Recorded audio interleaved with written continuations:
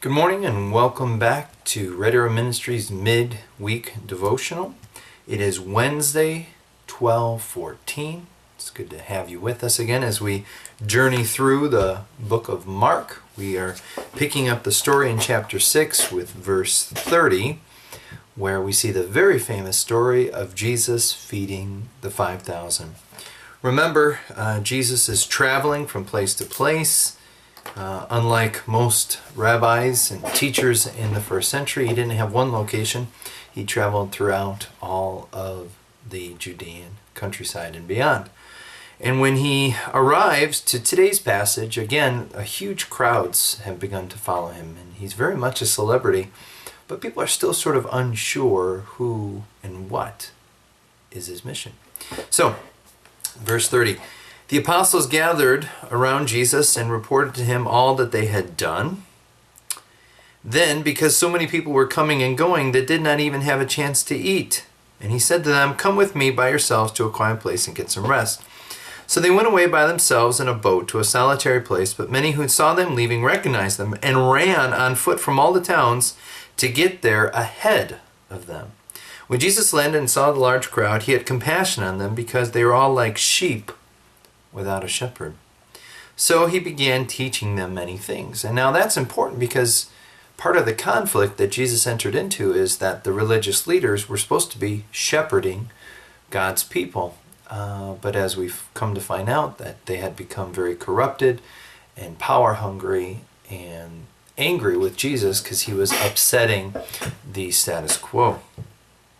By this time, again, he's been teaching, he's exhausted, the crowd is eager but also getting weary. It was late in the day, so his disciples came to him and said, "Hey, this is a remote place. We're out in the middle of nowhere by this lake. It's already very late. Send the people away so that they could go to the surrounding countryside and villages and buy themselves something to eat." But he answered, "You give them something to eat." Can you imagine? Thousands of people. "Oh yeah, just give them something to eat." They said to him, "That would take 8 months and a man's wages," or 200 denarii. That's a lot of money.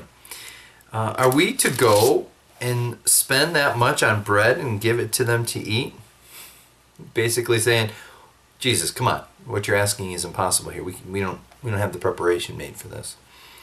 Jesus responds, "Well, how many loaves do you have?" He asked. "Go and see." When they found out, they said, "They have 5 loaves and we have 2 fish."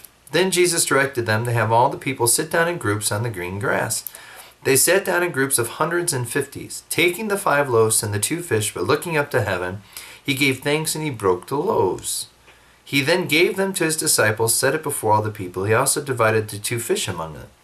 They all ate and were satisfied. And the disciples picked up the 12 basketfuls of broken pieces of bread and fish, and the number of the men who had eaten was 5,000. Now, think about this a minute. You're out in the middle of nowhere. You're out in the countryside. 5,000 men. It's not listed in the text, but that was assumed. So in addition to the 5,000 men, because again in the first century, men were counted and women and children weren't, that probably means double that with women and children. So we're talking about thousands of people, eager, sheep without a shepherd. And yet here they listen to every single word that Jesus has to say. And not only were they spiritually fed, but clearly God is aware of our physical needs. And Jesus performs an amazing miracle, taking these 5 loaves and 2 fish and breaking bread, giving thanks to the Lord. That's important.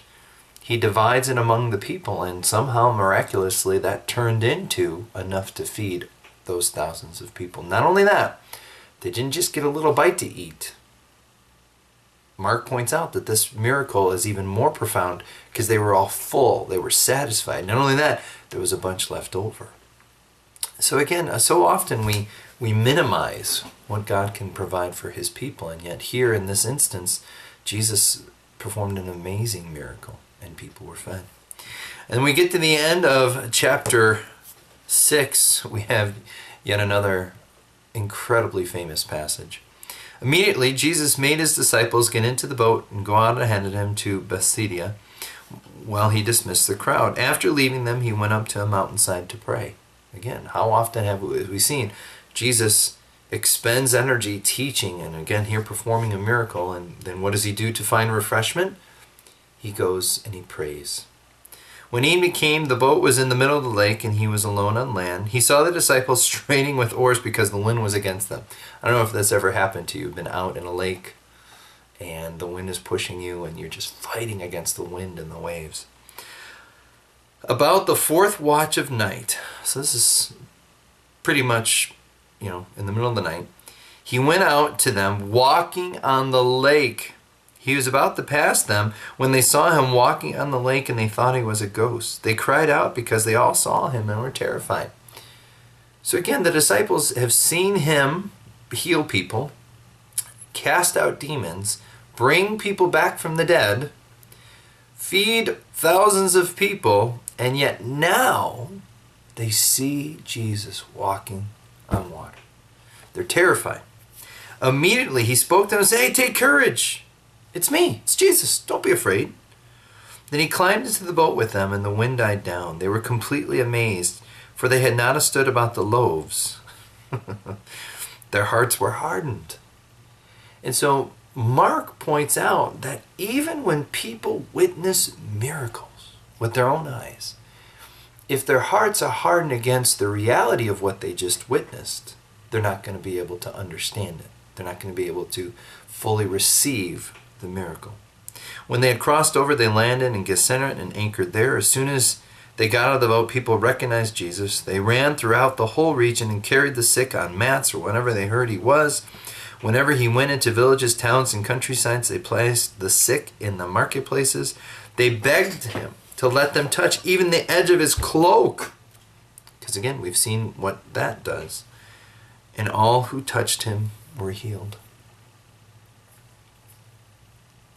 It should not surprise us that these folks, as Jesus described them as sheep, were hungry for change.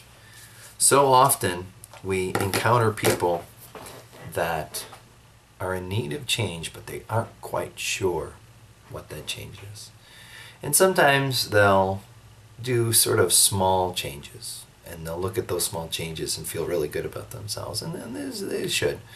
Any change towards the people that God wants us to be is a good change. But I think in this particular chapter, Jesus wants to communicate to his people that he wants to provide for their every need, whether that's illnesses, whether that's hunger, emotionally, spiritually, physically. But he also wants to be able to reveal himself in a new way that may take us by surprise, that may cause us to be confused. And yet, look at the people in Jesus' day run to him, laying all of their burdens before him. Just crowds. And those people that came to him were healed. And so my encouragement for you today is, regardless of what your issue is, I think back, I was part of a church once that part of their vision statement was being a place for those that were in crisis. And I think we all, to some extent, are in a crisis. Yet, we don't have to stay there. That Jesus, with open arms, welcomes us to lay whatever heavy burdens we have before him, and to come to him and be fed, and to witness miracles, and to be healed. And what Mark wants to communicate to his readers is that there is not one thing that we're going through that we can't seek the Lord for help. Now, he may not heal us immediately. He may not, perform a miracle.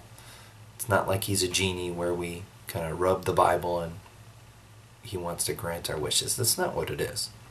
He's not Santa Claus. What we do is we eagerly anticipate those areas in our life, and we keep our eyes wide open to the places where Jesus wants to bring redemption, to bring healing, and to bring change that we need. And so be encouraged in this day. Granted it's cold outside and we have frigid temperatures here in the Great White North, You might just see Jesus walking on water. You might just see him perform a miracle in your life. And when you do, don't allow your heart to be hardened. Receive that gift of the Lord revealing himself in a deeper way to you. So have a great week, and we'll see you next time.